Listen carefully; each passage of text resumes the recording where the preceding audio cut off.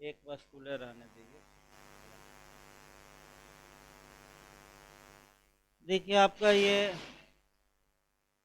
ये अचल संपत्ति का ये कुर्की जो भू राजस्व में चल रहा था, ये अचल संपत्ति का विक्रय कैसे किया जाएगा, ये भी हो सकता है, पूछ सकता है क्वेश्चन आपका। उसमें बताया गया कि कलेक्टर द्वारा किया जाएगा विक्रय, जो कुर्क की गई संपत्ति है सार्वजनिक नीलामी द्वारा किया जाएगा।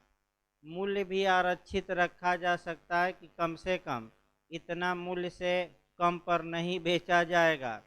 और आपका ये बताया गया था कि जो बोली लगाएगा, जिसकी सर्वाधिक बोली होगी, आपका तुरंत आपका 25% पैसा जमा करना पड़ेगा।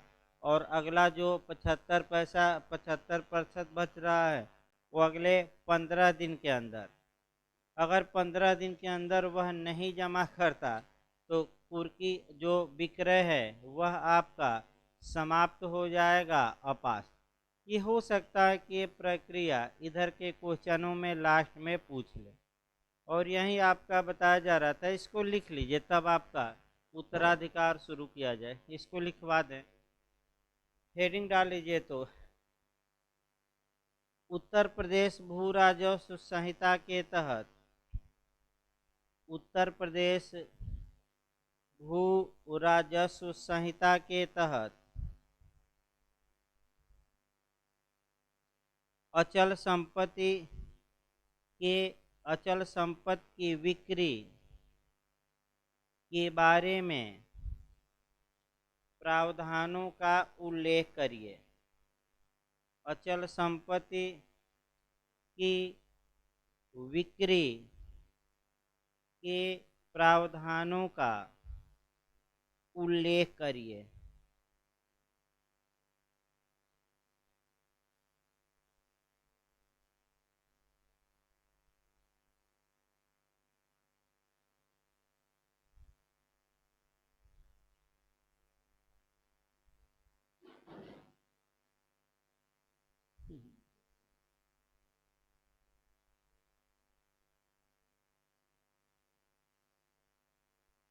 उत्तर लिखिए भाई आपका।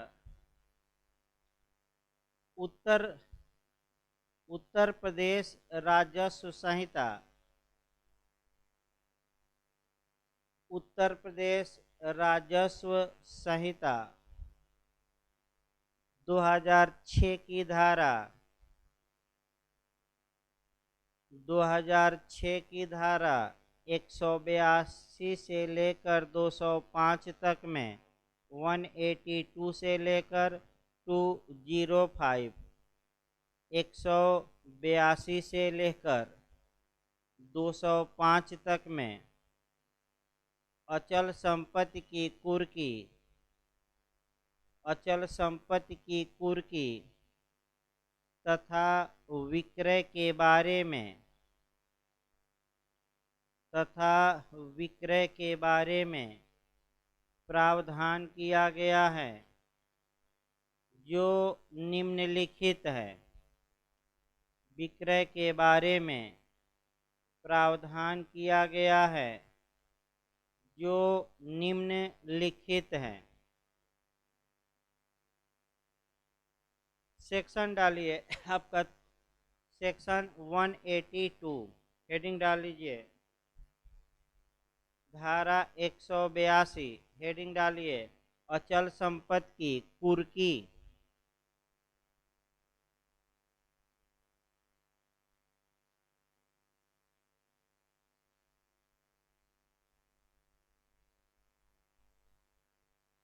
लिखिए अचल संपत्ति की कुर्की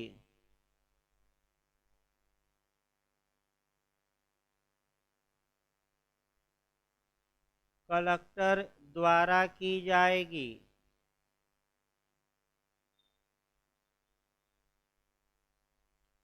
अचल संपत्ति की कुर्की कलेक्टर द्वारा की जाएगी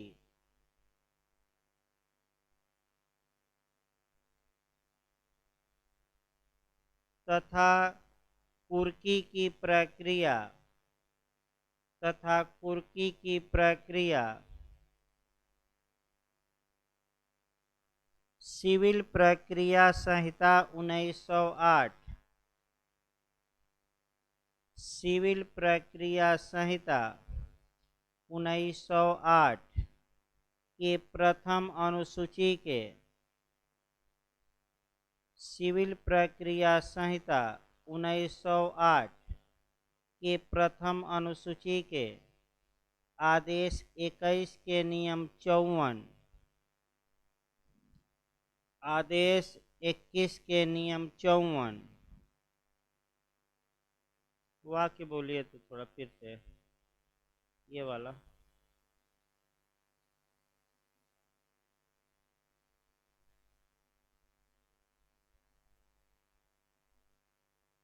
के तहत प्रक्रिया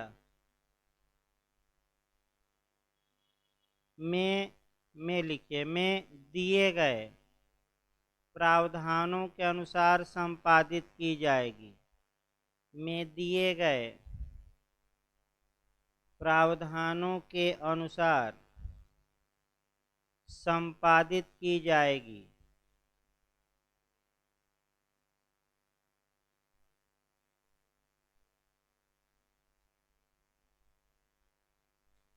धारा 183 लिखिए कुर्की के विरुद्ध आपत्ति हेडिंग डालिए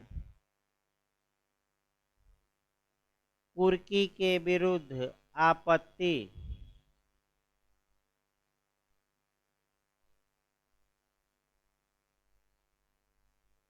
लिखिए पैराग्राफ चेंज करके कुर्की के विरुद्ध आपत्ति कुर्की के विरुद्ध आपत्ति कुर्की के दिनांक से 30 दिन के अंदर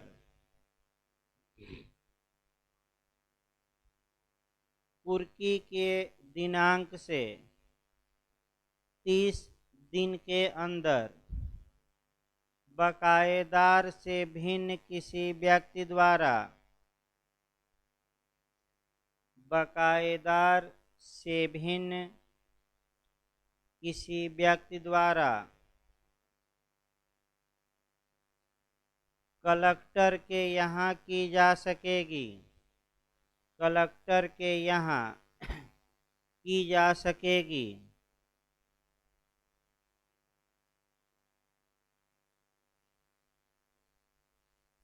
कलेक्टर द्वारा पारित आदेश के विरुद्ध कलेक्टर द्वारा पारित आदेश के विरुद्ध 60 दिनों के अंदर अपील आयुक्त के समक्ष प्रस्तुत की जा सकेगी अपील आयुक्त के समक्ष प्रस्तुत की जा सकेगी।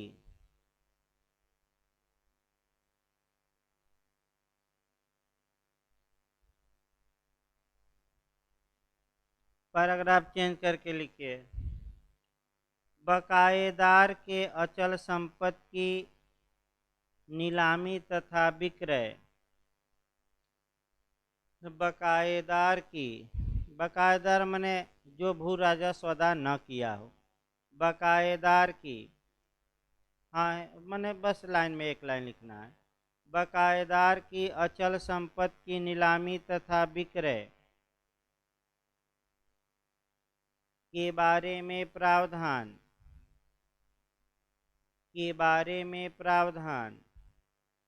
धारा 184 से लेकर 186 तक में दिया गया है सेक्शन 184 से लेकर 186 तक में दिया गया है जो निम्नलिखित हैं माने कैसे नीलामी और विक्रय होगा ये अब हम लिखवाएंगे। अभी तक तो हमने कुर्की बताया और कुर्की पर क्या बताई आपत्ति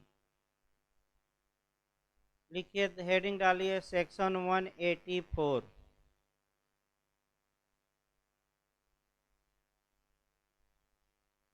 हेडिंग डालिए सेक्शन 184, विक्रय की उद्घोषणा। हेडिंग ये डालना है, विक्रय की उद्घोषणा।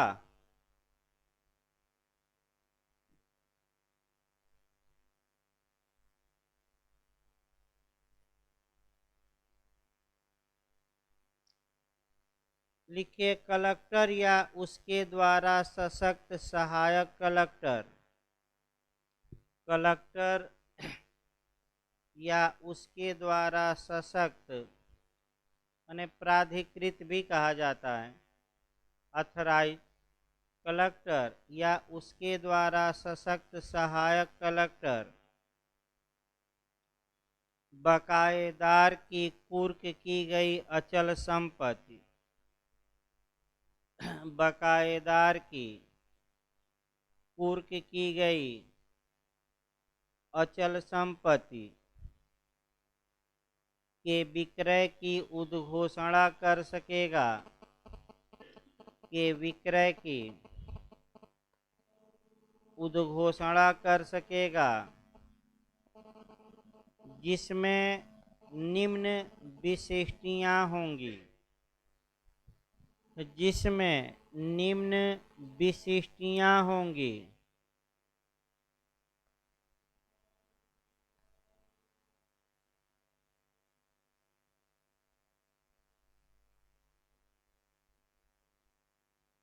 जिसमें निम्न विशिष्टियां होंगी। स्मॉल ए बी करके लिखिएगा।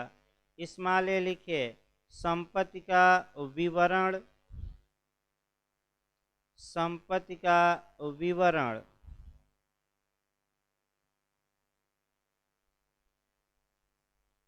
बी में लिखिए, स्मॉल बी में, अचल संपत्ति का अनुमानित मूल्य, अचल संपत्ति का अनुमानित मूल्य, कामा दीजिए रक्षित मूल्य, तथा सर्किल रेट। अनुमानित मूल्य, रक्षित मूल्य तथा सर्किल रेट।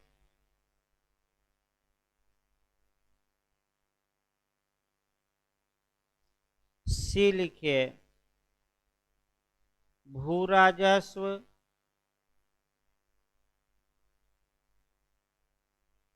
डी लिखिए, विलंगम यानी क्या बंधक या भार है कि नहीं संपत्ति, विलंगम, विलंगम कहा जाता है।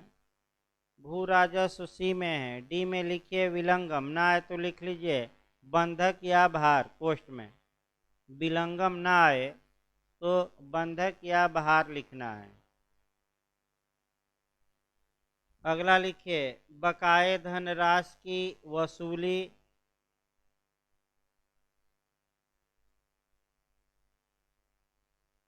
बकाये धनराशि की वसूली।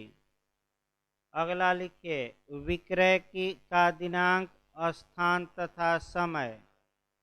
अगला लिखिए, विक्रय का दिनांक, स्थान तथा समय।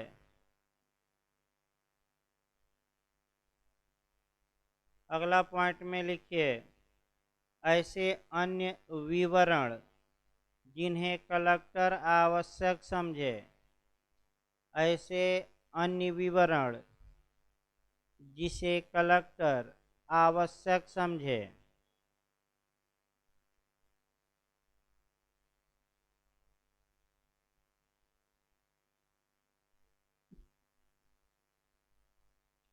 पैराग्राफ चेंज करके लिखिएगा, ऐसी उद्घोषणा की एक प्रति, ऐसी उद्घोषणा की एक प्रति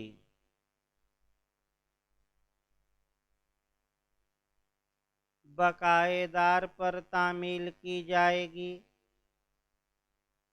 बकायेदार पर तामील की जाएगी।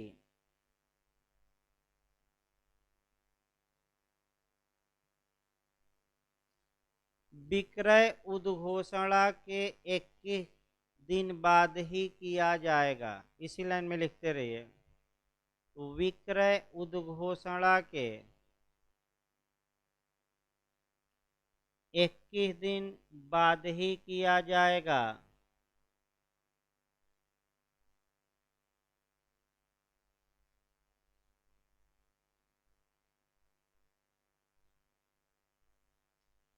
अगली धारा लिखिए 185, हेडिंग डालिए सेक्शन 185। उद्घोषणा की तामील, हेडिंग डाल लीजिए उद्घोषणा की तामील या उद्घोषणा का चिपकाया जाना। उद्घोषणा की तामील।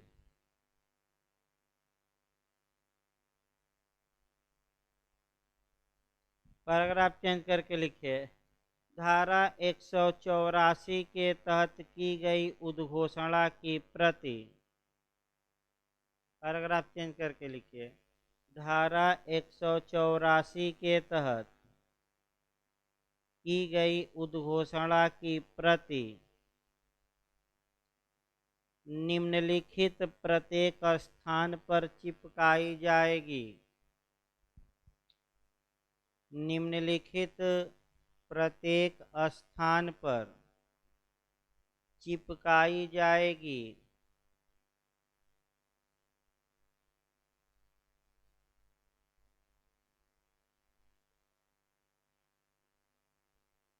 फर्स्ट सेकेंड थर्ड करके या ABCD करके लिखिएगा। स्मॉल ए लिखिए कलेक्टर के कार्यालय पर।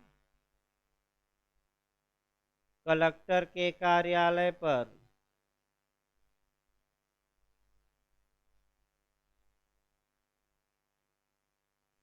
बी में लिखिए तहसीलदार के कार्यालय पर जिसमें संपत्ति स्थित है। तहसीलदार के कार्यालय पर जिसमें संपत्ति स्थित है। सी लिखिए ग्राम या क्षेत्र। सी लिखिए ग्राम या क्षेत्र जिसमें संपत्ति स्थित हो।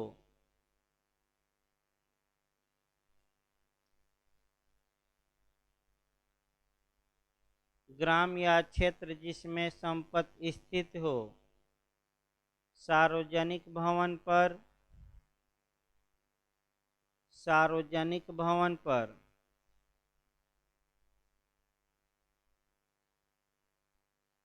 अगला लिखिए लास्ट इसमें बकायेदार के निवास गृह पर। बकायेदार के निवास गृह पर।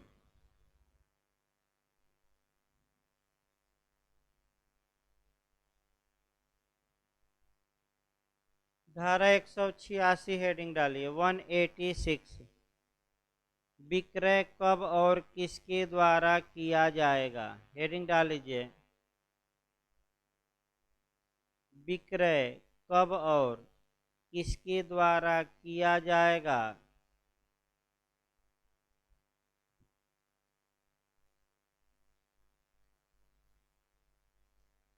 लिखिए पैराग्राफ चेंज करके प्रत्येक विक्रय।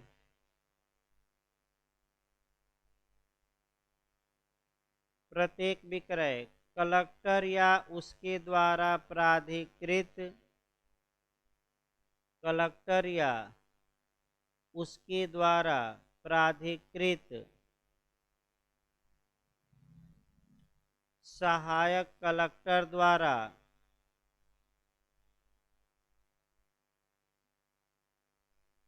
कार्य दिवस माने छुट्टी के दिन नहीं, कार्य दिवस में किया जाएगा।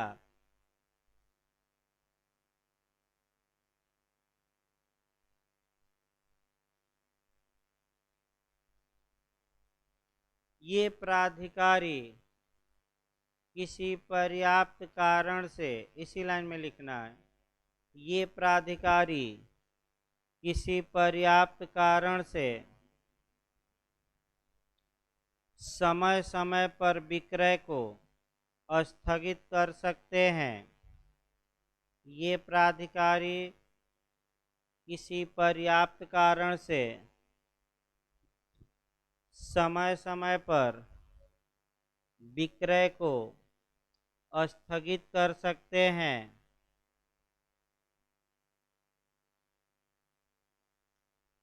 यदि ऐसा स्थगन 21 दिन से अधिक का हो रहा हो, यदि ऐसा स्थगन 21 दिन से अधिक का हो,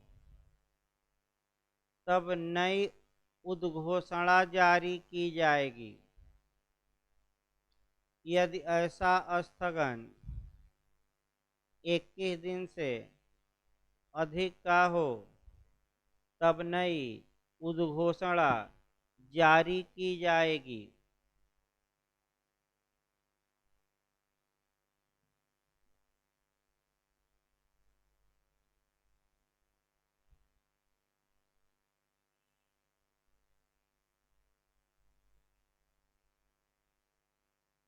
वन 87 हेडिंग डालिए, विक्रय को रोका जाना। विक्रय को रोका जाना।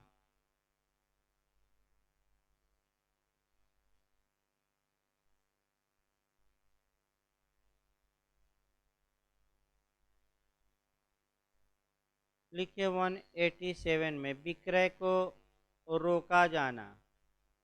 देखिए, यदि बकायेदार विक्रय के पूर्व बकाये की धनराशि जमा कर देता है,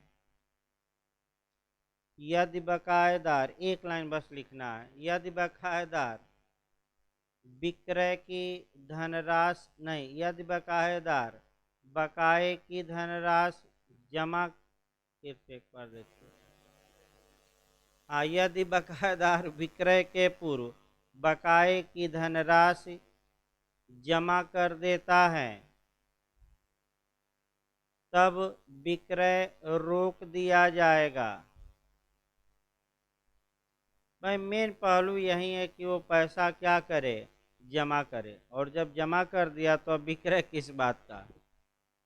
एक लाइन बस लिखना है, ज़्यादा नहीं इसमें। अगला ये 189, 188 छोड़ दीजिएगा, 189 लिखना है। अब लिखिए, क्रेता द्वारा राशि का जमा किया जाना और व्यतिक्रम पर पुनः विक्रय। हेडिंग डालिए, क्रेता द्वारा राशि का जमा किया जाना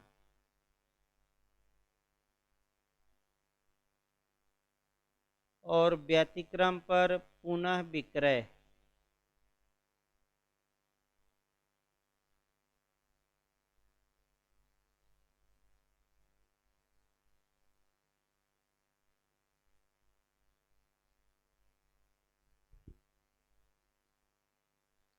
लिखिए, एक लाइन लिखना है, क्रेता द्वारा बोली की धनराशि का 25% तुरंत जमा करना होगा। मैंने नीलामी में जो खरीदा है, क्रेता द्वारा बोली की धनराशि का 25% तुरंत जमा करना होगा।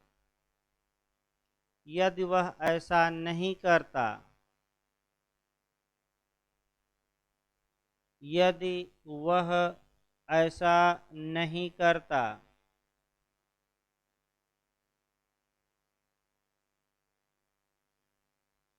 तब किसी अन्य व्यक्ति को वह संपत्ति बेच दी जाएगी।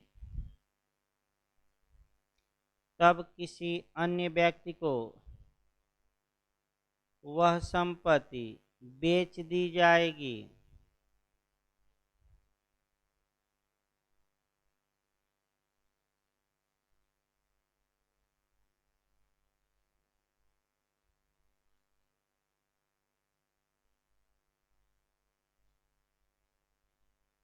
लिखिए, धारा 190, क्रय धन का जमा किया जाना।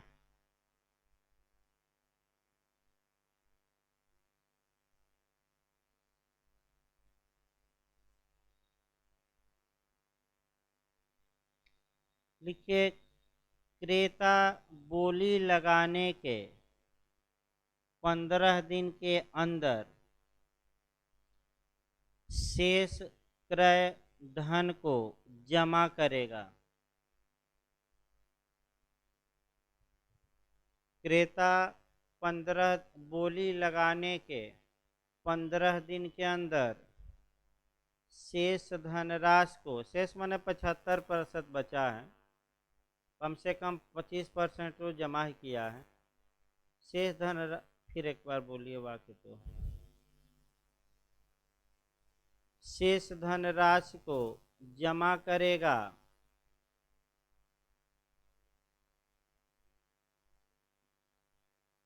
ऐसा न करने पर संपत्ति पुनः बेच दी जाएगी।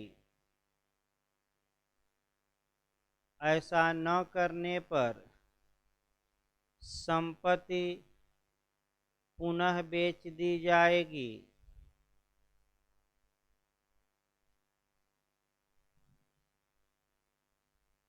तथा प्रथम क्रेता द्वारा जमा की गई धनराशि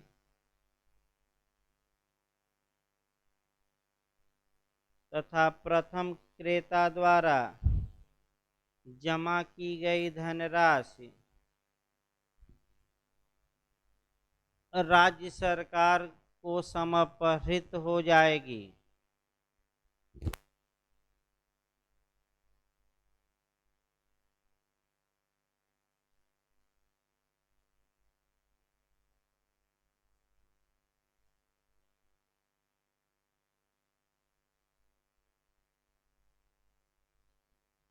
और राज्य सरकार, फिर एक बार देखिए तो बोलिए वाक्य।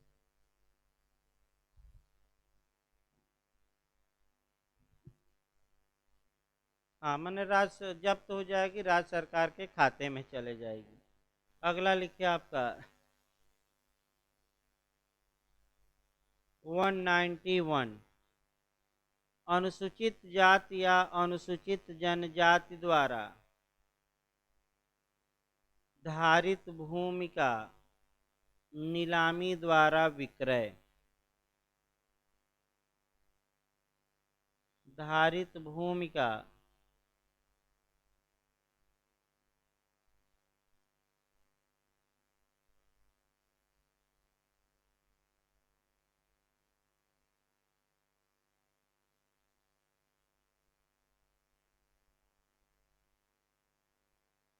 विक्रय। लिखिए इसमें, यदि ऐसे वर्ग के व्यक्तियों की भूमि का विक्रय किया गया हो, यदि ऐसे वर्ग के व्यक्तियों की भूमि का विक्रय किया गया हो तथा ऐसा क्रेता भिन्न वर्ग का हो, तब तथा ऐसा क्रेता भिन्न वर्ग का हो, न खरीदने वाला या तो जनरल कैटेगरी का हो या ओबीसी हो, भिन्न वर्ग का हो, तब ऐसी दशा में कोई अनुसूचित जाति या अनुसूचित जनजाति का सदस्य, कोई अनुसूचित जाति या अनुसूचित जनजाति का सदस्य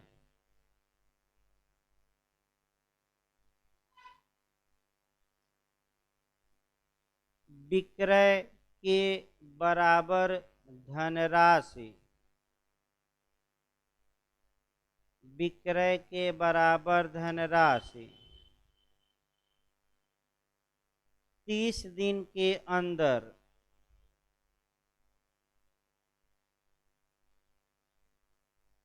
जमा करके जमा करके उसे खरीद सकता है, उसे खरीद सकता है।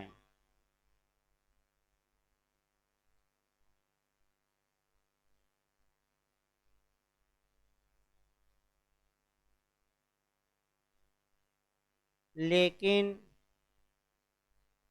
1% धनराशि उसे तत्काल जमा करनी होगी। लेकिन 1% धनराशि, भाई 25 नहीं, यहाँ कितना है 1%। 1 सेकेंड, हाँ ठीक है भाई, 1%। 1% धनराशि उसे तुरंत जमा करनी होगी। इस प्रकार आपका कुर्की और विक्रय के प्रावधान समाप्त हुए। अगला क्वेश्चन बना लीजिए। तो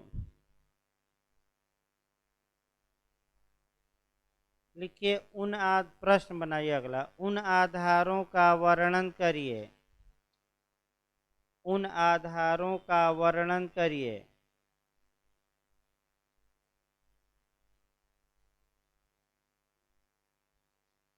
जिन पर विक्रय को सेटेसाइड कराया जा सकता है, यानी कि अपास्त कराया जा सकता है। उन आधारों का वर्णन करिए जिन पर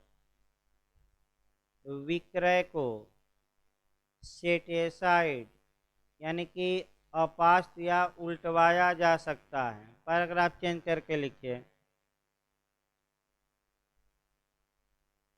उत्तर लिखिए आपका, पहले तो कानून लिखिए। उत्तर प्रदेश राजस्व संहिता 2006, उत्तर लिखिए इसका, उत्तर प्रदेश राजस्व संहिता 2006 की धारा 187, 192, 193, 195, 187, 192, 193, 195 में उन प्रावधानों का वर्णन किया गया है,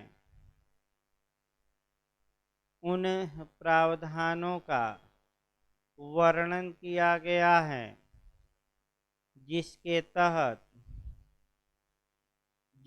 तहत अचल संपत्ति के विक्रय को अपास्त करवाया जा सकता है, जिसके तहत अचल संपत्ति के विक्रय को अपास्त करवाया जा सकता है।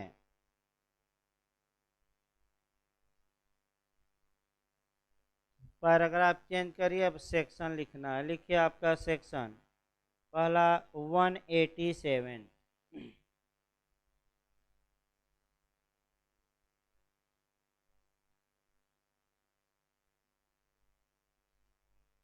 लिखिए हेडिंग डालिए, विक्रय को रोका जाना। 187 में हेडिंग डालिए, विक्रय को रोका जाना।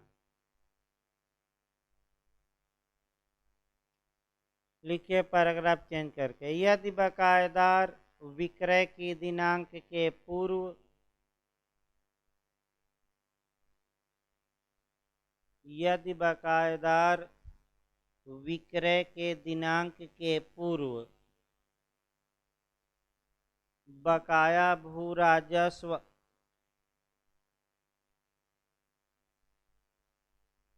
का भुगतान कर देता है, बकाया भू राजस्व का भुगतान कर देता है, तब विक्रय को रोक दिया जाएगा।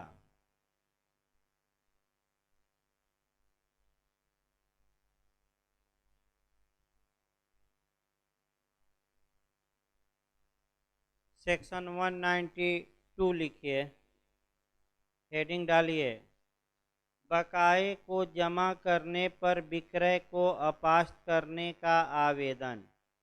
हेडिंग डाल लीजिए, बकाए को जमा करने पर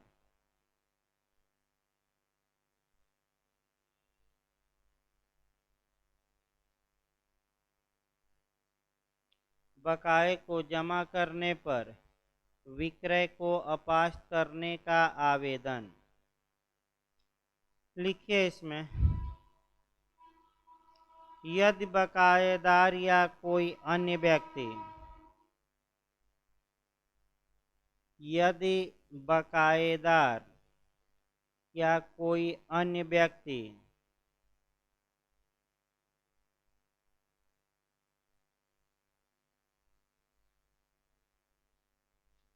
जिसका जोत या अचल संपत्ति में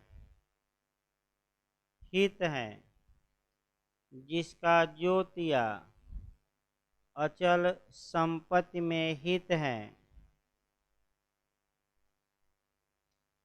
विक्रय के दिनांक से 30 दिन के भीतर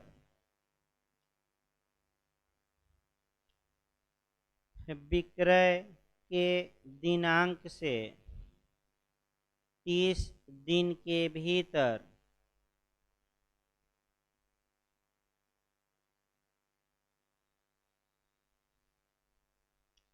किसी भी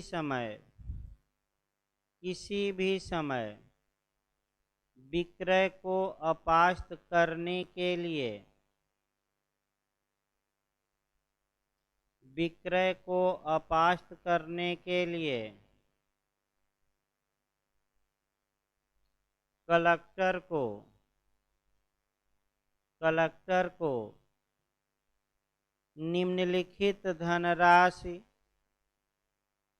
कलेक्टर को निम्नलिखित धनराशि कलेक्टर के कार्यालय में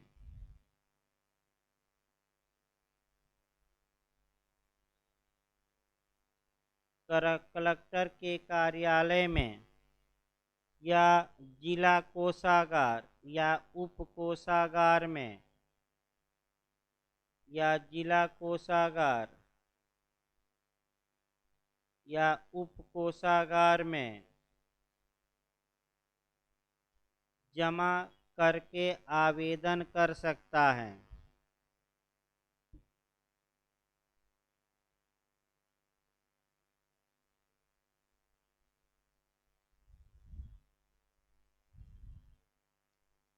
इसी लाइन में लिखेगा, ऐसे आवेदन पर विचार तभी किया जाएगा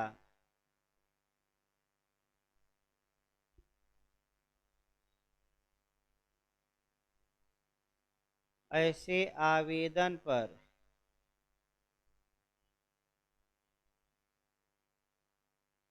विचार तभी किया जाएगा जब बकायेदार ने क्रय धनराशि का जब बकायेदार ने क्रय धनराशि का कम से कम 1% धनराशि जमा कर दी हो, यानी कि ज़्यादा नहीं जमा करना है, कितना, केवल 1%, बहुत कम है, कम से कम आपका 25-30% होना चाहिए। यानी कि खरीदने वाला भी असमंजस में रहता है, कितने दिन, 30 दिन, 35 दिन के बाद पूर्ण होगा विक्रय।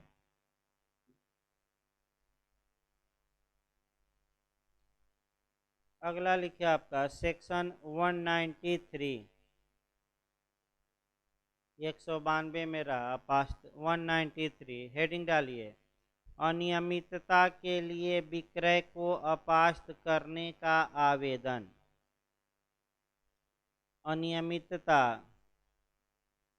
के लिए विक्रय को अपास्त करने का आवेदन, या ये भी लिख सकते हैं कि अनियमितता के आधार पर, इरेगुलरिटी के बेस पर विक्रय को अपास्त करवाना सेक्शन 193 में है। लिखिए इसमें,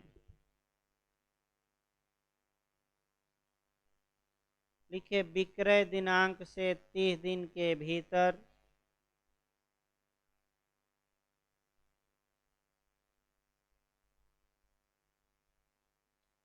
विक्रय दिनांक से 30 दिन के भीतर किसी भी समय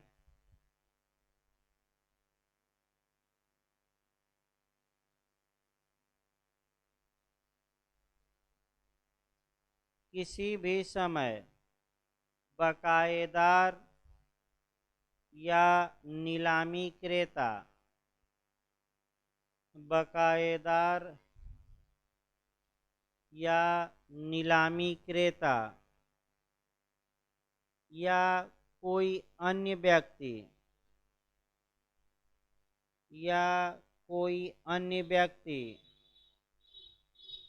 जिसका हित ऐसे विक्रय से प्रभावित हो रहा हो, कोई अन्य व्यक्ति जिसका हित ऐसे विक्रय से प्रभावित हो रहा हो,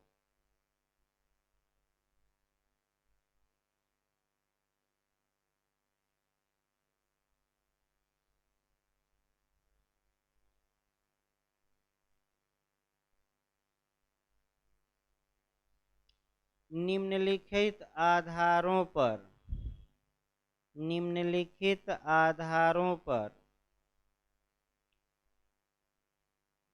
विक्रय को अपास्त कराने हेतु आवेदन कर सकेगा।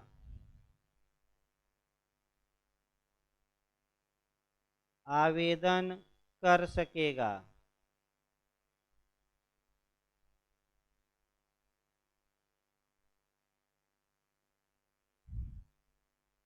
आवेदन इसमें कर सकेगा, एक प्राधिकारी लिखना है, उसको जोड़ लीजिए। निम्नलिखित आधारों पर आवेदन आयुक्त के समक्ष, उसको थोड़ा जोड़ लीजिए, छूट गया बीच में। आयुक्त के समक्ष कर सकेगा, कमिश्नर के समक्ष, उसमें एक शब्द जोड़ लीजिएगा, आयुक्त, कलेक्टर नहीं, किसके यहाँ, आयुक्त के समक्ष कर सकेगा। फर्स्ट लिखिए, आधार फर्स्ट लिखिए।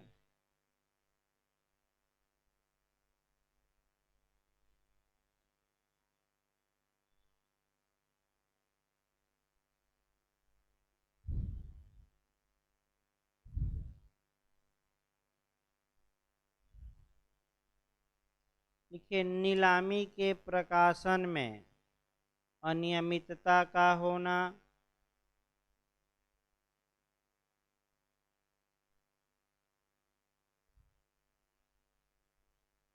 नीलामी के प्रकाशन में अनियमितता का होना,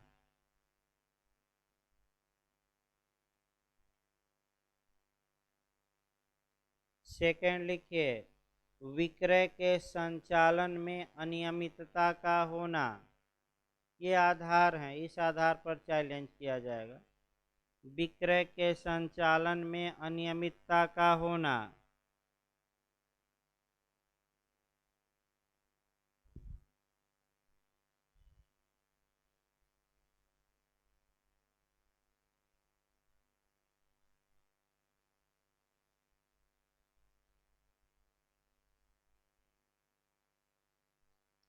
विक्रय की विषय वस्तु के साथ कपट का होना,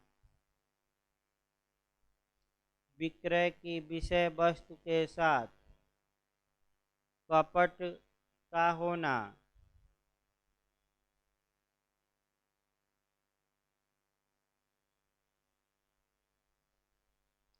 अगला लिखिए, विक्रय की विषय वस्तु के बारे में त्रुटि का होना, माने गलती का होना, त्रुटि का होना।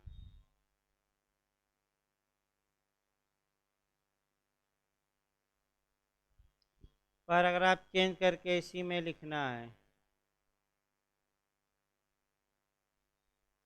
आवेदक को यह साबित करना होगा कि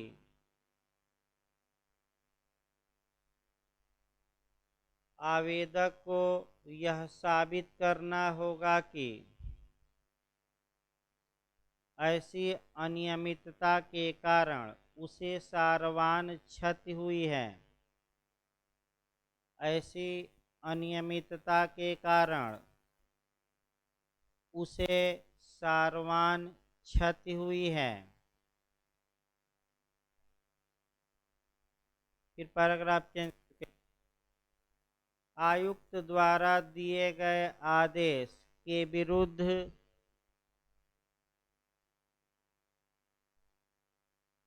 आयुक्त द्वारा दिए गए आदेश के विरुद्ध व्यथित व्यक्ति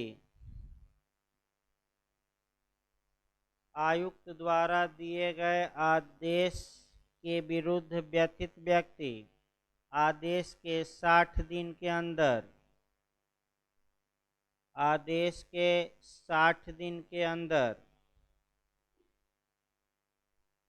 राजस्व परिषद के समक्ष पुनरीक्षण के लिए आवेदन कर सकेगा। राजस्व परिषद के समक्ष पुनरीक्षण के लिए आवेदन कर सकेगा।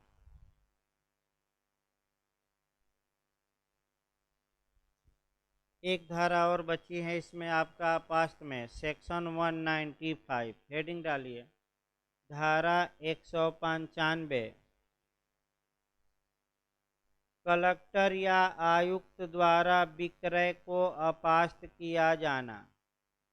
कलेक्टर या आयुक्त द्वारा विक्रय को अपास्त किया जाना सेक्शन 195।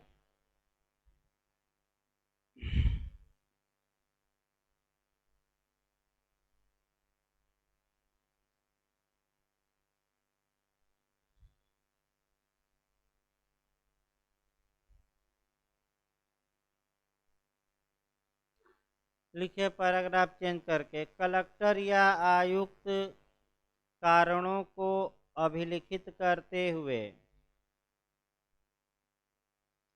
कलेक्टर या आयुक्त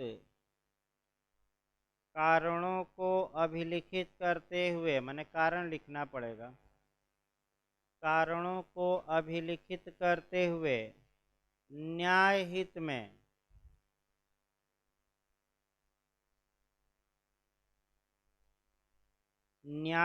में विक्रय को अपास्त कर सकेगा।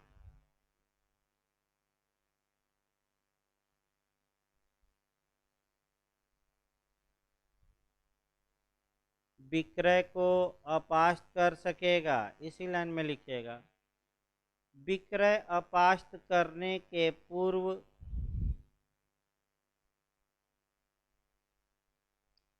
विक्रय अपास्त करने के पूर्व संबंधित पक्षकारों को सूचना दी जाएगी।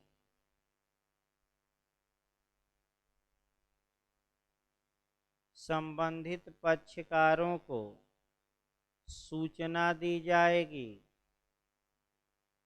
तथा सभी पक्षकारों को सुना जाएगा। माने आडि अल्ट्रम पर्टम का क्या किया जाएगा, जो प्राकृतिक न्याय है पालन सुना जाएगा। पैराग्राफ चेंज करके लिखिए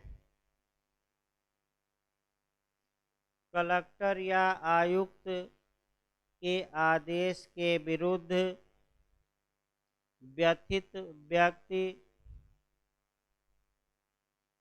कलेक्टर या आयुक्त के आदेश के विरुद्ध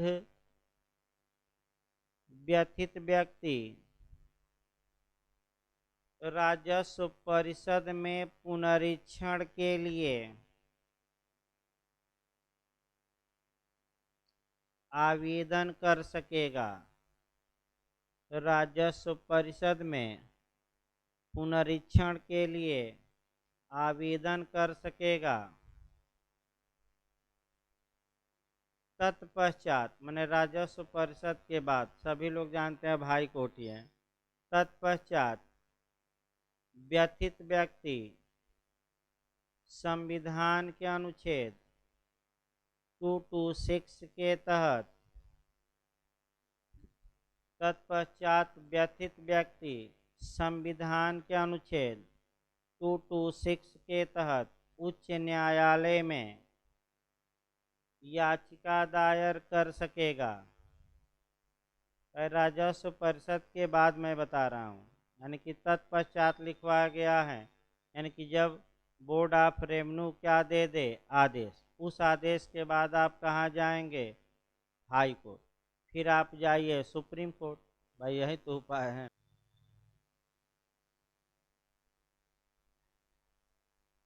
निकाल लीजिए, आपका सेक्शन 107 से शुरू करना है। भाई आप बैरक रखें तो निकाल लीजिए सेक्शन 107।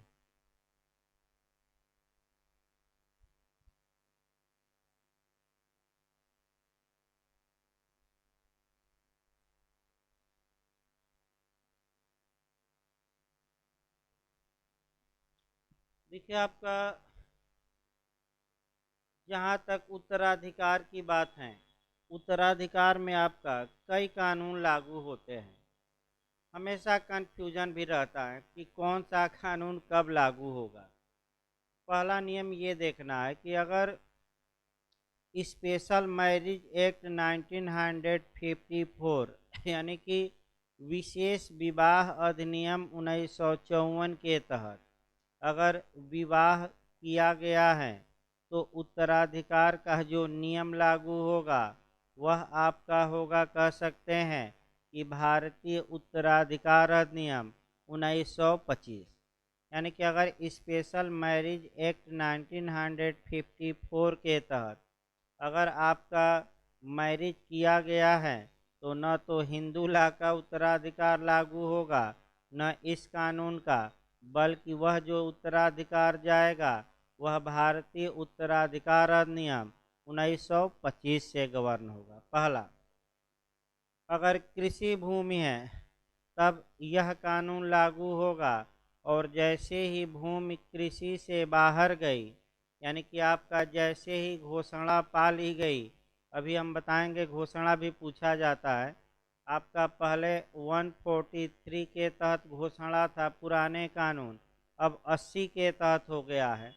घोषणा का मतलब ये हुआ कि कोई किसान ये मांग करता है कि वह खेती नहीं करेगा, उसकी जो ज़मीन है वह व्यवसायिक प्रयोजनों के लिए या आवास के लिए या कल कारखाने के लिए घोषित कर दिया जाए, यानी कि कृषि भूमि से कहाँ कर दी जाए? बाहर। तो दिमाग स्थिर रखना, जैसे ही घोषणा होगी वैसे ही ये कानून उस जमीन पर लागू नहीं होगा और पर्सनल लॉ लागू होंगे।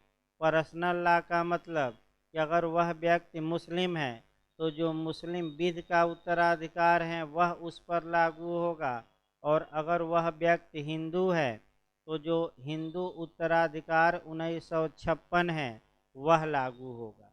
लेकिन ये कब? कि जैसे ही वह भूमि कृषि भूमि से कहाँ चली गई? बाहर।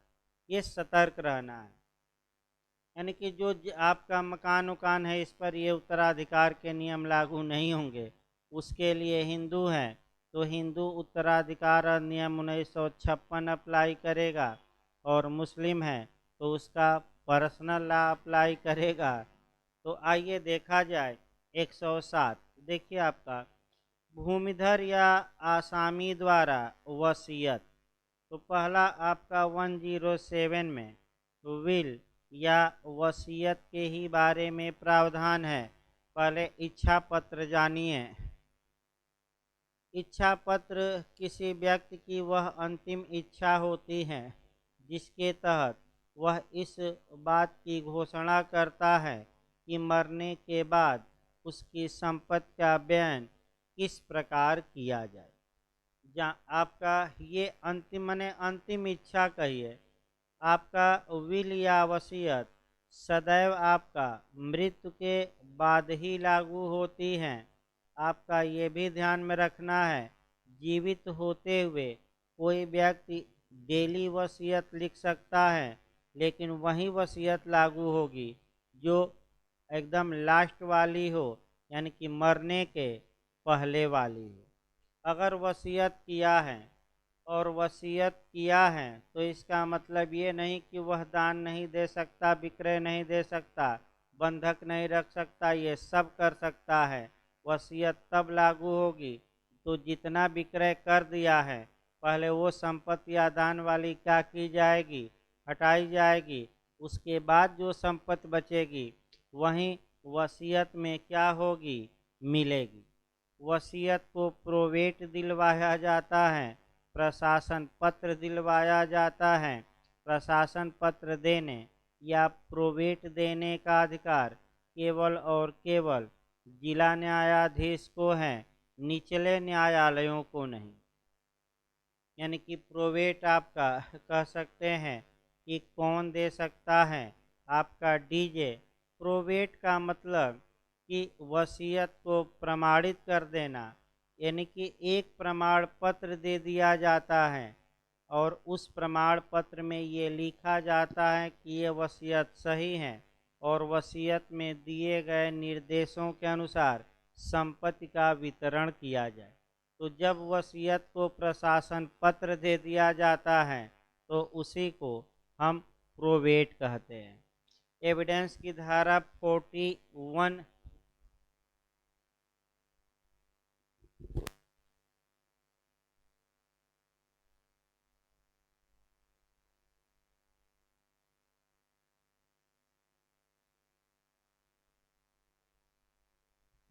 एविडेंस की धारा इसमें आपका 41 भी गौर करना है कि अगर सक्षम न्यायालय ने प्रोवेट विषय अधिकारिता में अंतिम निर्णय डिक्री आदेश पारित कर दिया है तो वह निर्णय डिक्री जो आदेश होगा वह जजमेंट इन रेम होगा, सरोबंधी निर्णय होगा, विश्वव्यापी निर्णय। यानी कि उस जजमेंट डिक्री या आदेश से, लेकिन अंतरिम नहीं, कैसा अंतिम, पूरा विश्व क्या होगा, बाध्य होगा। इसी को हम कहते हैं सरोबंधी निर्णय या जजमेंट इन रेम। एक ही धारा में केवल है एविडेंस के 41। अब देखिए वसीयत आपका सामान्य बातें बताई गई। देखिए आपका एक लाइन और हम बता दें कि जो ये 91 से लेकर और 100 तक आपका जो एविडेंस में दस्तावेज की व्याख्या के नियम आप पढ़ते हैं, ये नियम वसीयत की व्याख्या में लागू नहीं होंगे। वसीयत की व्याख्या में अब कौन सा नियम लागू होगा, तो साक्ष्य अधिनियम की धारा 100 बताती है, 100 बताती हैं साक्ष्य अधिनियम की, कि वसीयत की व्याख्या करने में भारतीय उत्तराधिकार अधिनियम 1925 के प्रावधान लागू होंगे।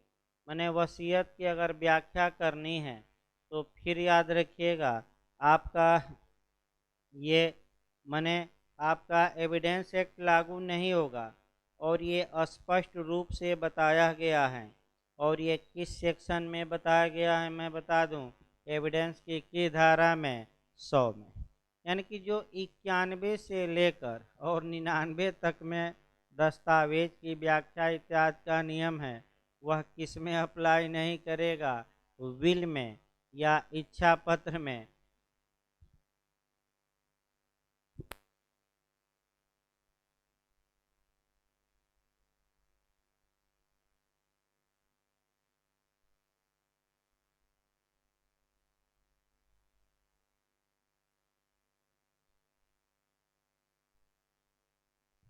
ये आइए अब 107 देखा जाए, शुरू किया जाए आपका। भूमिधर या आसामी द्वारा वसीयत। तो उपधारा 2 के उपबंधों के अधीन रहते हुए संक्रमणी अधिकार वाला भूमिधर किसी जोत में अपने हित का इच्छा पत्र द्वारा वसीयत कर सकता है। यानी कि पहला नियम ये आया कि आपका जो संक्रमणी अधिकार वाला भूमिधर है यानी कि बीटीआर है, वह अपनी भूमि का वसीयत द्वारा ट्रांसफर करने का अधिकार रखता है कि नहीं रखता है। दूसरा देखिए, अगर SC ST का व्यक्ति है, संक्रमणीय अधिकार वाला है, तो ऐसी दशा में 98 और 99 के उपबंध लागू होंगे, अर्थात SC आपका केवल SC को ही कर सकता है वसीयत, और अगर अन्य वर्ग को करता है तो इसके लिए कलेक्टर की क्या लेनी पड़ेगी? अनुमति। और ST दूसरे वर्ग को कलेक्टर की अनुमति लेकर भी आपका वसीयत नहीं कर सकता। ये हम बताएंगे आपका। इसके बाद आपका वहीं चला जाएगा, SC ST वाला क्वेश्चन बनता है, निश्चित तौर पे आपका बनता है। एक बार मैं पढ़ाया भी हूँ शॉर्टकट में, लेकिन छिन्न भिन्न हो गया था। छिन्न भिन्न का मतलब ये हुआ कि 2 दिन चलता था तो 2 दिन पनौती लग जाती थी। पनौती यानी कि कुछ न कुछ समस्या आ जाती थी, और आप लोग देख ही रहे हैं भाई, 15-20 दिन समस्या ही रही। इसीलिए थोड़ा पीछे ही चल रहा है कोर्स, आप कह सकते हैं कि कुछ न कुछ समस्या आपका। फिर भी ये खासियत रही कि समस्याओं के बावजूद भी हमने क्लास चलाया, और लगभग ज़्यादातर आपका जो लोकल एक्ट है अब समाप्ति की ओर है। अब ये है कि इतना कम समय में आप चाहें कि हम पूरा मेजर लोकल पढ़ लें तो वो संभव नहीं है। आपका जो प्री में पढ़ाया गया था, कम से कम उसको प्री वाला ही पढ़ लेंगे तो मेंस में अच्छे से लिख सकेंगे। बहुत डिटेल में चला था, शॉर्टकट में नहीं चला था, उतना पर्याप्त है। अगला देखिए आपका खंड 3 देखिए, इस धारा के अधीन प्रत्येक इच्छा पत्र किसी विधि, रूढ़ या प्रथा में किसी बात के होते हुए भी लिखित में होगा, 2 अनुप्रमाणक साक्षी होंगे और रजिस्टर्ड होगा। तो खूब लोग आपका फर्जी वसीयत लिखते थे, तो 2004 ईस्वी में याद रखिएगा यूपी में अब ये नियम आ गया कि कोई वसीयत तभी मान्य होगी जब वह रजिस्टर्ड हो। बिना रजिस्टर्ड के वो मान्य, लेकिन जो 2004 के पहले वसीयत थी उसमें भी बात ज़्यादा है। अगला देखिए, असंक्रमणीय अधिकार वाले किसी भूमिधर या आसामी को किसी जोत में अपने हित को इच्छा पत्र द्वारा वसीयत करने का अधिकार न होगा। यानी कि जो नॉन ट्रांसफरेबल राइट वाला मने भूमिधर हैं और जो आसामी या किराएदार हैं, उसे वसीयत द्वारा अपनी जोत को ट्रांसफ़र करने का अधिकार, तो बताइए किसको अधिकार है किसको नहीं है? तो बीटीआर को है, चाहे वह SC हो, ST हो, OBC हो, जनरल हो। OBC और जनरल के लोग किसी भी व्यक्ति को वसीयत लिख दे सकते हैं, लेकिन SC के लोग केवल SC को लिख सकते हैं, कलेक्टर की अनुज्ञा से किसी अन्य को लिख सकते हैं, और ST के लोग केवल ST को लिख सकते हैं वसीयत। आपका वो भी संक्रमणी वाला अधिकार वाला, और कलेक्टर की अनुज्ञा से भी किसी दूसरे व्यक्ति को उन्हें वसीयत लिखने का न ही ट्रांसफ़र करने का अधिकार नहीं है। आपका भी आपने देखा, विक्रय में भी देखा कि अगर SC या ST की भू राजस्व बकाया है, उसका विक्रय हो भी गया है, तो 30 दिन के अंदर अगर दूसरे लोग खरीदे हैं तो SC या ST का कोई व्यक्ति कितने दिन के अंदर, 30 दिन के अंदर कितना जमा कर दे विक्रय धनराशि का 1%, तो वह पा सकता है। वरीयता दी जाएगी नीलामी क्रेता के ऊपर। अगला देखिए आपका, इस धारा के उपबंधों के उल्लंघन में की गई वसीयत शून्य होगी, यानी कि वसीयत बेकार हो जाएगी, कोई मतलब नहीं है। अब 108 महत्वपूर्ण है, 107 तो भाई आपका जानकारी के लिए। इधर जो धाराएं आपकी महत्वपूर्ण है, एक 3-4 धाराएं अगली महत्वपूर्ण है उत्तराधिकार में। देखिए, पुरुष भूमिधर आसामी या सरकारी पट्टेदार के उत्तराधिकार का सामान्य क्रम क्या होगा? तो धारा 107 के उपबंधों के अधीन रहते हुए, यानी कि निर्वसीयती आप कह सकते हैं। निर्वसीयती का मतलब ये हुआ कि आपका निर्वसियती मैंने वसीयत नहीं लिखे हैं लोग, तो धारा 107 के उपबंधों के अधीन रहते हुए का मतलब ये हुआ कि अगर वसीयत लिखी गई है तो वसीयत अप्लाई होगी, नहीं लिखी गई है तब 108 का प्रावधान क्या होगा, लागू। रहते हुए किसी थर्ड जेंडर पुरुष भूमिधर, आसामी या सरकारी पट्टेदार की मृत्यु हो जाने पर, इसका मतलब ये आया कि जो थर्ड जेंडर हैं उसको भी समाहित कर लिया गया है।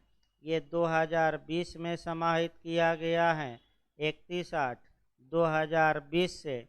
यहाँ थोड़ा समझना है, यानी कि आपका देखिए एक मेल फीमेल और एक न 3 में न 13 में, अब उसका क्या किया जाए, तो आपका न 3 में न 13 में, तो इसको थोड़ा समझने का प्रयास करिए। आपका जो थर्ड जेंडर हैं इस समय काफ़ी मांग भी कर रहे हैं और उच्चतम न्यायालय में मांग किए, तो उच्चतम न्यायालय ने जितने थर्ड जेंडर हैं उनको रिजर्वेशन देने की बात की और कहा कि इनको ओबीसी में रखा जाए। चाहे किसी भी वर्ग के थर्ड जेंडर हैं, अगर आपका वह किस में मांग सकते हैं रिजर्वेशन, ओबीसी में। अब यह है कि आपका जो थर्ड जेंडर के लोग हैं, क्या अगर उनके पास संपत्ति हैं, वो भी मरते हैं, तो उत्तराधिकार का जो क्रम होगा जो पुरुष वाला होगा वहीं अप्लाई करेगा, महिला वाला नहीं। यानी कि इसका मतलब ये हुआ कि कोई पुरुष मरता है तो उसकी संपत्ति किस में बांटी, कि कौन कौन पाएगा, तो कोई थर्ड जेंडर मरता है तो उसकी संपत्ति कौन पाएगा, ये भी किस सेक्शन से गवर्न होगा, 108 से। यानी कि पुरुष भी आ जाएंगे, थर्ड जेंडर भी आ जाएंगे, आसामी भी और सरकारी पट्टेदार भी, अगर ये हित रखते हैं और बिना वसीयत किए हुए क्या हुए, मर गए, तो मृत्यु हो जाने पर उसकी जोत में उसके हित का न्यागमन, हित का न्यागमन मतलब कि जोत में जो उसके इंटरेस्ट थे वह किसको जाएगा, किसको प्राप्त होगा, न्यागमन उपधारा 2 में विनिर्दिष्ट उसके उत्तराधिकारियों को नातेदार होने पर नीचे दिए गए सिद्धांत के अनुसार होगा। तो फिर याद रखिए, पुरुष मरता है, कोई थर्ड जेंडर मरता है, आसामी मरता है किराएदार, सरकारी पट्टेदार मरता है, तो ऐसी कंडीशन में मरने के बाद उसकी संपत्ति किसको मिलेगी, यही आपका नियम। अब देखिए, पहला नियम है उपधारा 2 में किसी एक खंड में विनिर्दिष्ट उत्तराधिकारी एक साथ समान अंश प्राप्त करेंगे। इसका मतलब कि जो आपका उपधारा 2 हम शुरू किए हैं, फिर एक बार देखिए, आपका उपधारा 2 में जो भी आपका उत्तराधिकारी हैं वह एक समान अंश प्राप्त करेंगे, यानी कि बराबर हिस्सा पाएंगे। तो आखिर उपधारा 2 में कौन कौन व्यक्ति आते हैं जो बराबर हक पाएंगे, तो लिस्ट वहीं थोड़ा कठिन रहता है। देखिए कौन कौन है। आपका पुरुष थर्ड जेंडर भूमिधर आसामी, क्या उपधारा 2 तुरंत पढ़ना है भाई आपका।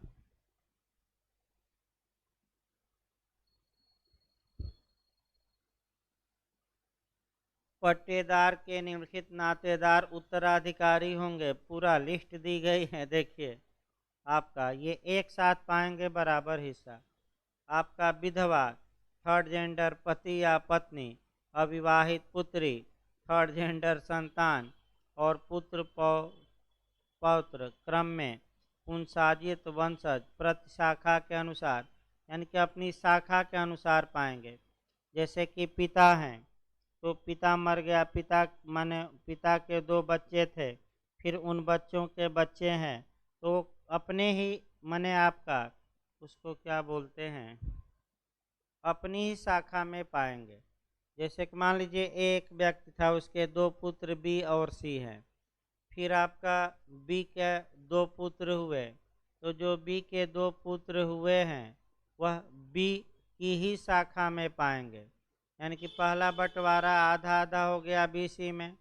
फिर बी के 2 पुत्र हैं तो फिर आधा में से आधा आधा, फिर अगर सी का एक पुत्र है तो एक शाखा वाइज होगा। दूसरा माता और पिता, ये भी हिस्सा पाएंगे। सी हैं विवाहित पुत्री, डी हैं आपका, एक सेकंड भाई,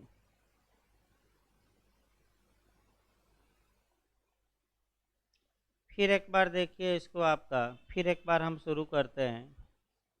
देखिए जो एक क्लाज में आपके उत्तराधिकारी आएंगे वह समान अंश पाएंगे।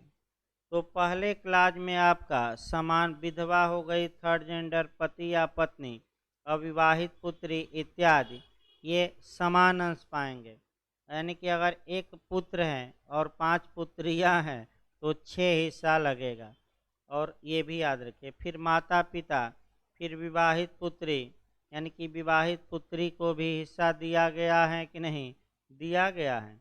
फिर भाई, अविवाहित बहन, थर्ड जेंडर सहोदर इत्यादि, पुत्र की पुत्री और थर्ड जेंडर संतान, पिता की माता या पिता के पिता, पुत्री का पुत्र, फिर विवाहित बहन।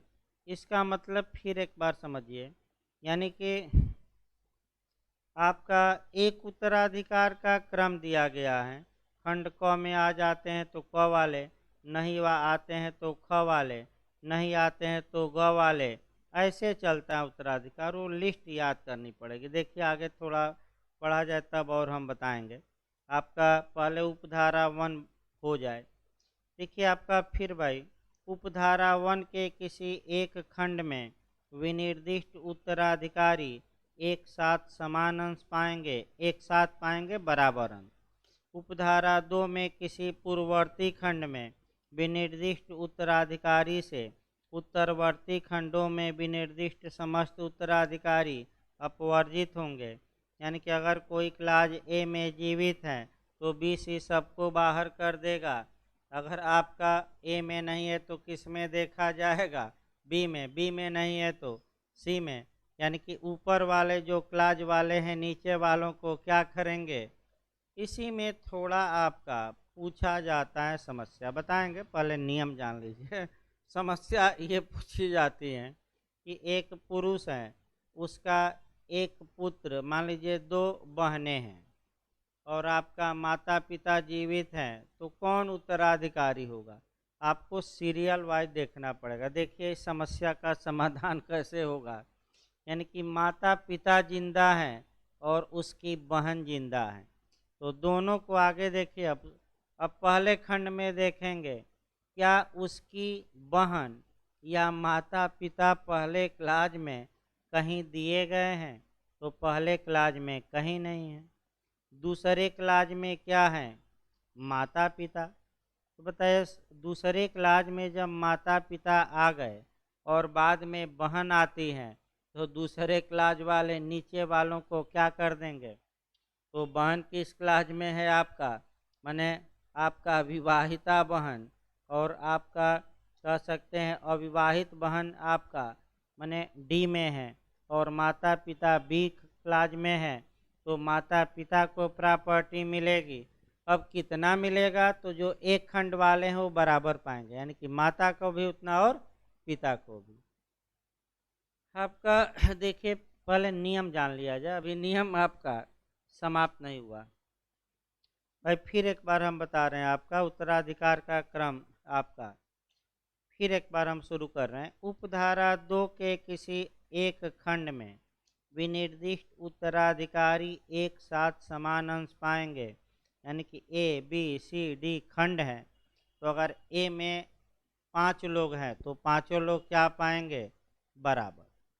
ये पहला नियम याद रखिए। अगर बी में 3 लोग हैं तो तीनों लोग क्या करेंगे, बराबर। दूसरा नियम देखिए, उपधारा 2 में किसी पूर्ववर्ती खंड में विनिर्दिष्ट उत्तराधिकारी से उत्तरवर्ती खंडों में विनिर्दिष्ट समस्त उत्तराधिकारी अपवर्जित होंगे। यानी इसका मतलब ये हुआ कि अगर क्लाज ए में कोई एक भी सक्सेसर जीवित हैं तो बी सी डी वाले कुछ नहीं पाएंगे। अगर ए में नहीं जीवित हैं तो किस में देखा जाएगा? बी में नहीं जीवित हैं तो सी में नहीं जीवित हैं तो डी में। अब बताइए, कोई नातेदार न राष्ट्र नातेदार कोई न हो तो क्या होता है? राज्यगामी हो जाएगी, यानी कि संपत्ति क्या हो जाएगी? और आपका पढ़े रहिए, वसी संपत्ति को नजूल भूमि कहते हैं। नजूल भूमि भी स्टेट लैंड भी आप कह सकते हैं, जो किसकी भूमि हो गई? सरकार की। हमेशा याद रखिए, कोई नहीं है तो कौन होगी मालिक? सरकार। लेकिन कब? जब कोई उत्तराधिकारी न हो।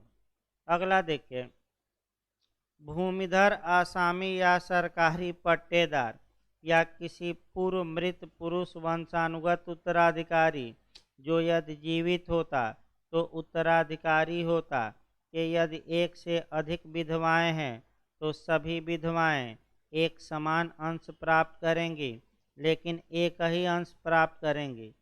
यानी कि अगर 4 विधवाएं हैं तो वह एक अंश प्राप्त करेगी।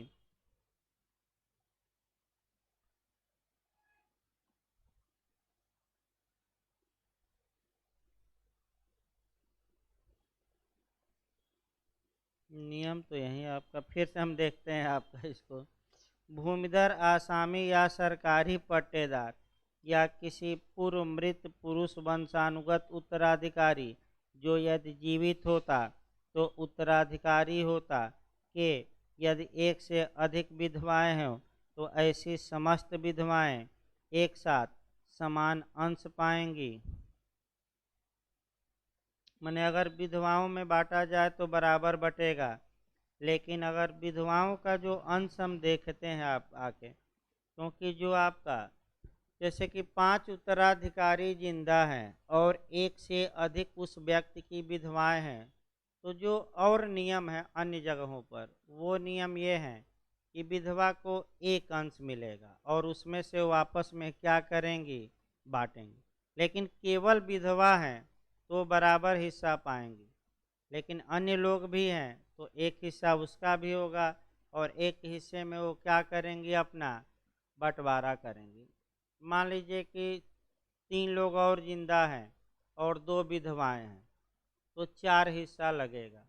मैं फिर बता दूं, और जो चौथा हिस्सा है उसमें 1/8 और 1/8 अंश दोनों विधवाओं को क्या होगा?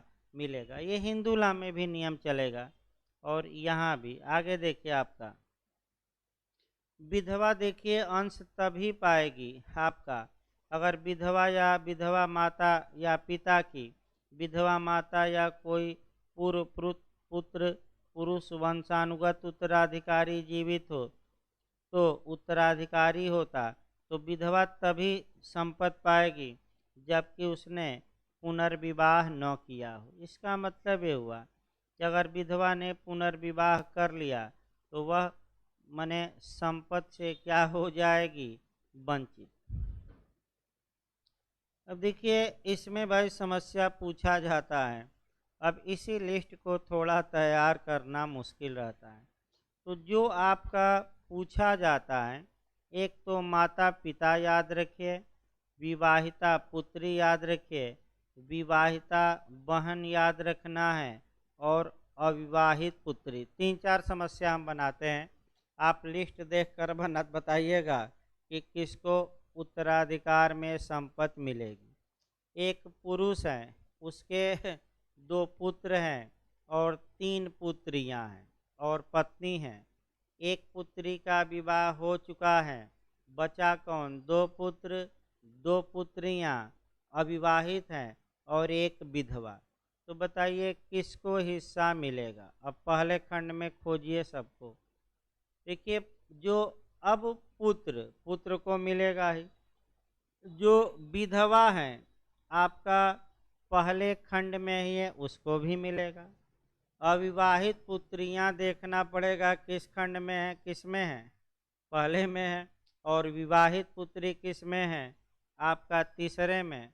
तो जो लोग पहले, अगर पहले खंड में एक भी व्यक्ति जीवित हो तो आगे वाले खंडों को क्या कर देगा? बाहर। तो बताइए किसको संपत्ति में हिस्सा नहीं मिलेगा? विवाहिता पुत्री। ये पहला नियम।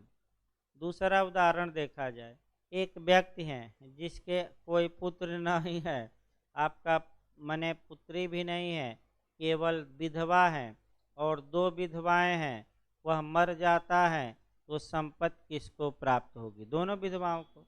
समान के असमान? समान, आधा आधा मिल गया। अब न तो कोई विधवा है, न ही कोई पुत्र है, न ही कोई पुत्री है, आपका अविवाहित। अब समस्या आगे बढ़ाइए। एक विवाहित पुत्री है और ऐसे पुरुष के माता पिता जिंदा हैं, तो आप लोग बताइए पहला हकदार कौन होगा? क्रमवार देखना है। माता पिता होंगे कि विवाहिता पुत्री होगी? तो देखिए क्रम में, माता पिता ऊपर हैं, माता पिता ऊपर हैं और विवाहिता पुत्री क्या है? तो अगर माता पिता पुरुष के जिंदा हैं तो माता पिता को प्रॉपर्टी मिलेगी। बताइए असमान मिलेगी कि माता पिता को समान? और माता पिता न रहते तो किसको मिलती? विवाहिता। और विवाहिता पुत्री भी न हो तो भाई अविवाहित बहन, थर्ड जेंडर सहोदर भाई इत्यादि को मिल जाएगी। ये लोग भी न हो तो पुत्र की पुत्री और थर्ड जेंडर संतान। इसके बाद तमाम लिस्ट दिया गया है। भाई आपको थोड़ा सतर्क रहना है। विवाहित बहन, अविवाहित पुत्री, विवाहित पुत्री, विधवा, ज़्यादा क्वेश्चन आपका माता पिता से आता है। विवाहित पुत्री पर माता पिता को क्या किया गया? प्रिवेल।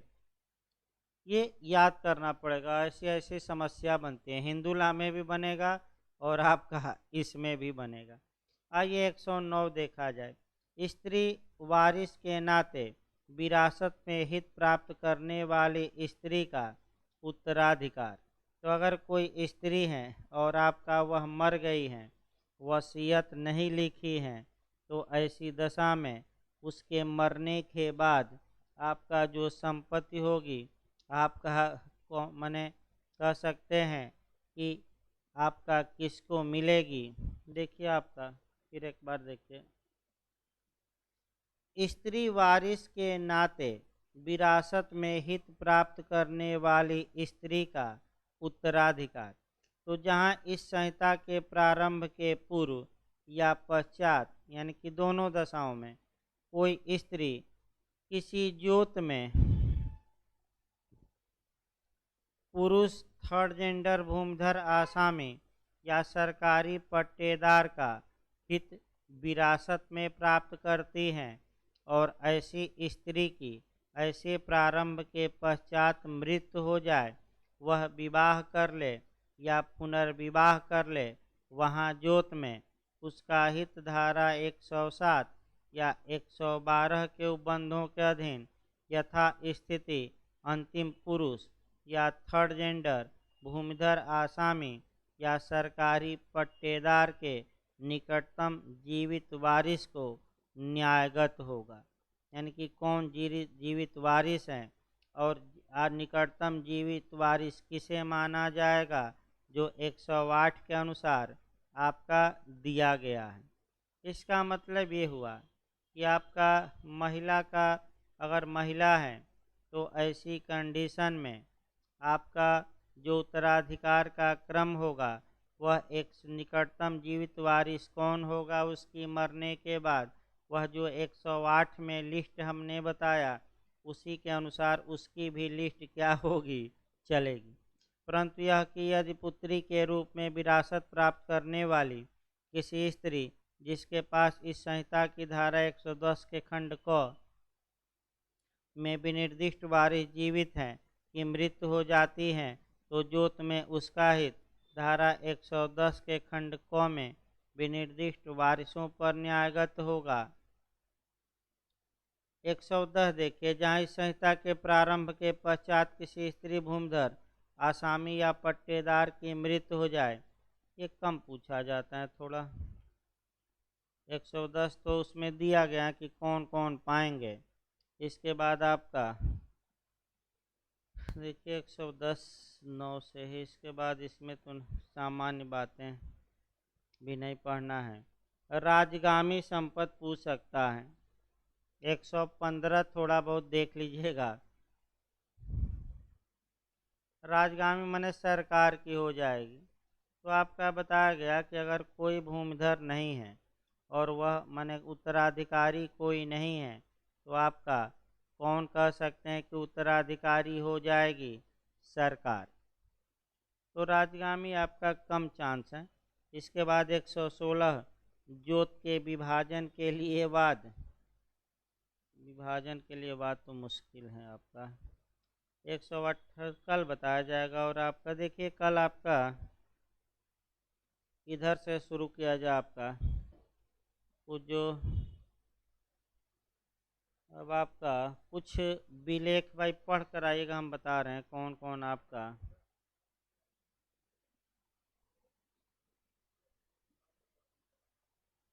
हम्म हम्म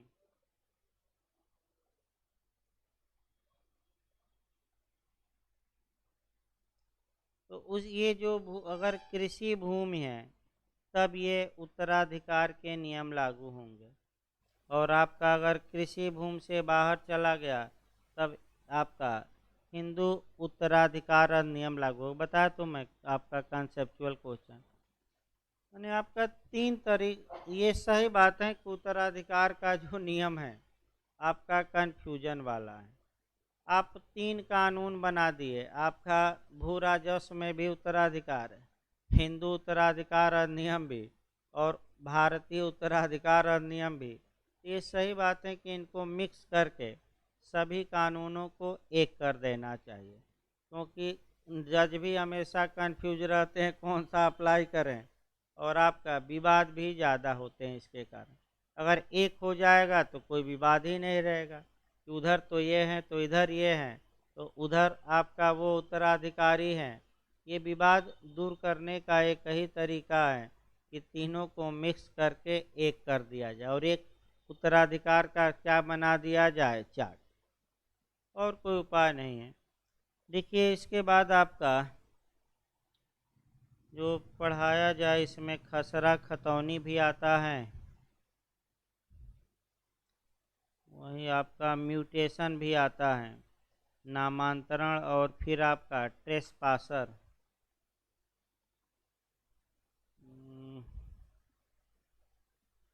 पहले बीटीआर इत्यादि बता दिया जाए एक दो दिन फिर से, तब ये सब चला जाए बही खाता इत्यादि। यानी कि आपका देखिए कल आपका जो पूछा जाता है वो पहले बता दिया जाए।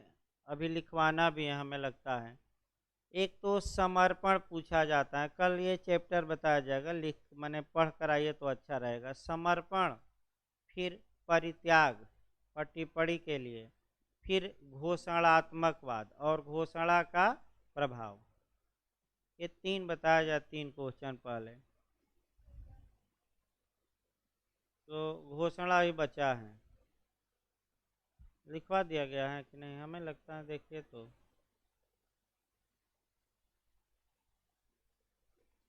SC ST भी लिखवा ही दिया गया है।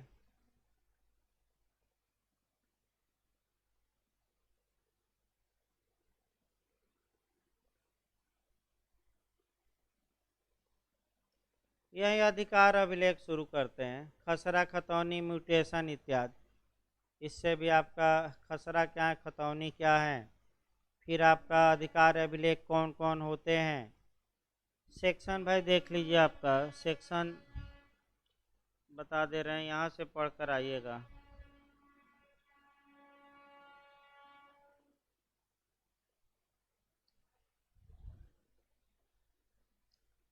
आप यह अध्याय 5 से पढ़कर एक बार आएगा, सेक्शन 29 से।